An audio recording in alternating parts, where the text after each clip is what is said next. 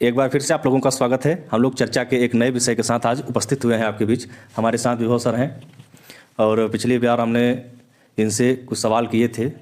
आज हमारा टॉपिक रहेगा शिक्षा पे, शिक्षा व्यवस्था पे, क्योंकि हम लोग पेशे से शिक्षक हैं तो ये प्राथमिकता बनती है हम लोगों की कि शिक्षा में अपने विचारों को कुछ प्रकट करें और इनके भी विचार जानने की कोशिश करें कि आखिर आज की जो शिक्षा व्यवस्था है क्या उसमें कुछ परिवर्तन की आवश्यकता है या जो परिवर्तन ऑलरेडी हो चुका है पहले से वो पहले से अब ज़्यादा अच्छा है। इन्हीं क्वेश्चनों पे हम आपसे विचार जानने की कोशिश करेंगे। आप लोग भी अपने सवाल हमारे इस वीडियो के लास्ट में कमेंट बॉक्स में दे सकते हैं।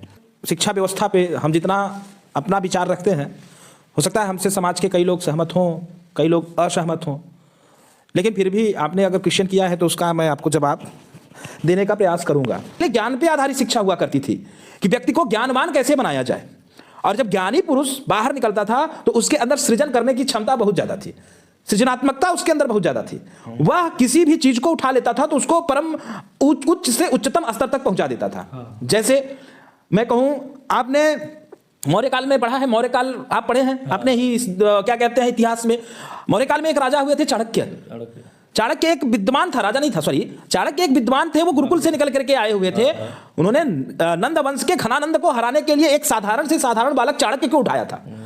और धीरज जी, हम और आप दोनों सभी लोग जानते हैं, हमको आपको जो लोग सुन रहे हैं वो भी जानते हैं, जो आपके इस चैनल के माध्यम से हमको आपको देखते हैं, हमारी चर्चा पर चर्चा को देखते हैं, उन सभी को यह मालूम है कि घनानंद को हराने के लिए चाणक्य ने चंद्रगुप्त के अंदर ज्ञान भरा था, शिक्षा नहीं भरा था। अगर शिक्षा भरा होता तो चंद्रगुप्त कभी भी घनानंद को हरा ना पाता। तो उन्होंने क्या किया, उसको ज्ञानी बनाया कि हर परिस्थिति में कैसे उस बालक को डट करके खड़ा होना है, हर परिस्थिति में, परिस्थिति चाहे जैसी आए। और उसके पीछे मैं उदाहरण लेता हूं, गुरुकुल सभ्यता की ही उदाहरण लेता हूं, मैं महाभारत और रामायण काल का ही मैं उदाहरण लेता हूं। उसमें आपको कई उदाहरण मिलेंगे। समाज के लोग हमसे और आपसे असहमत हो सकते हैं, हमारे विचारों से असहमत हो सकते हैं, लेकिन हमारी जो परंपरा है उस परंपरा पे तो हम आपको ज्ञान हम बता सकते हैं ना, हम अपने विचार रख सकते हैं ना कि हमारी परंपरा क्या है।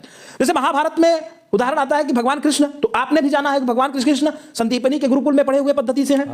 उनका वहां सुदामा जी से भी मिल भाव तभी हुआ था जब वो गुरुकुल में थे। तो एक गुरुकुल से पढ़ा हुआ बालक निकलता है और वो गीता का ज्ञान दे देता है और हम उसे भगवान की तरफ पूजने लगते हैं, लेकिन हम ये नहीं सोचते हैं कि उस बालक का सृजन कहां से हुआ है, उस बालक के अंदर ज्ञान का सृजन कहां से आया। वही गुरुकुल से आया ना, वही संदीपनी गुरु ने उनको शिक्षा दी थी, तभी तो आया। तो वो गुरुकुल परंपरा है, वहां ज्ञान का प्रादुर्भाव होता था, ज्ञान को भी महत्व रखा जाता था। तब जो बालक होता था वो क्या करता था, अनुशासित ढंग से अपने आप को अनुशासित करता था।